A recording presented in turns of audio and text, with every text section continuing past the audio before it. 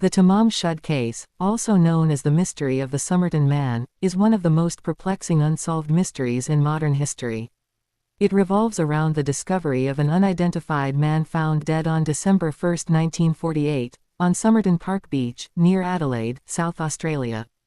To this day, the case continues to intrigue investigators, historians, and amateur sleuths alike due to its cryptic details and lack of resolution.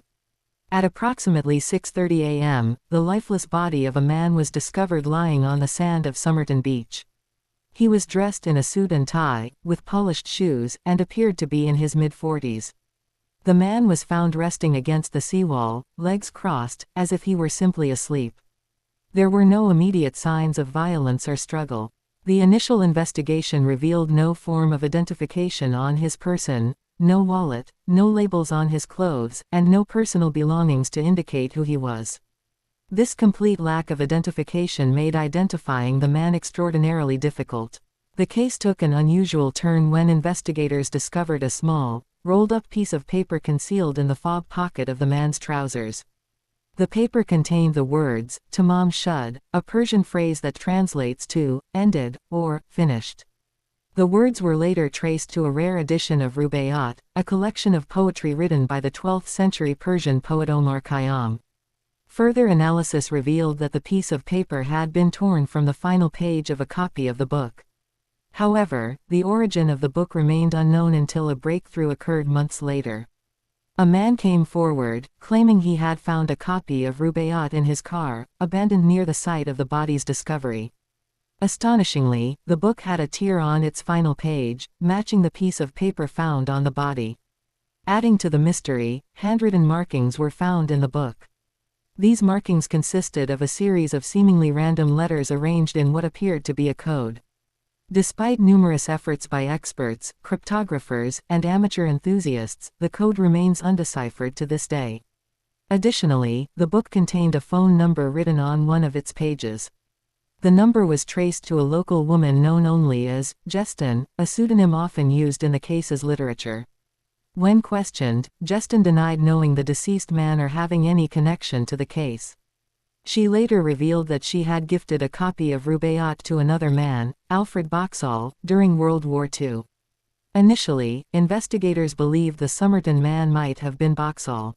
However, Boxall was eventually located alive and still in possession of the copy Jestin had given him, which further deepened the mystery.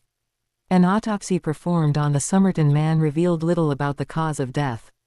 His stomach contents showed signs of possible poisoning, but no traces of poison were identified during testing. Pathologists noted an enlarged spleen and congestion in several internal organs, consistent with poisoning, yet no definitive evidence was found. Curiously, the man's physical condition suggested he was in good health. He had muscular calves and feet that implied he wore pointed shoes or perhaps engaged in activities such as ballet or long-distance running. His dental records did not match any known individuals, further complicating efforts to identify him. Over the decades, numerous theories have emerged regarding the identity of the Somerton Man and the circumstances of his death. Some of the most prominent theories include espionage, the timing of the case, during the early Cold War era, and the presence of an undeciphered code, have led many to speculate that the Somerton Man was a spy. Australia's involvement in intelligence operations during this period adds plausibility to this theory. Unrequited love. Another theory suggests the man may have been romantically involved with Jestin or someone connected to her. The presence of her phone number in the Rubaiyat and her apparent discomfort during questioning have fueled this speculation. Suicide. Some believe the man may have taken his own life, possibly due to heartbreak or other personal reasons.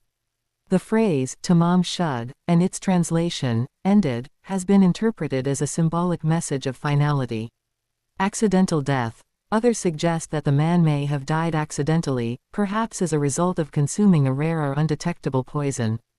In recent years, advances in forensic science and genetic genealogy have brought renewed interest in the case. In 2021, Professor Derek Abbott from the University of Adelaide worked with genealogist Colleen Fitzpatrick to analyze the Somerton Man's DNA. They identified a potential match to the Webb family in Melbourne, suggesting the man may have been Carl, Charles Webb, a 43-year-old electrical engineer who disappeared in the 1940s.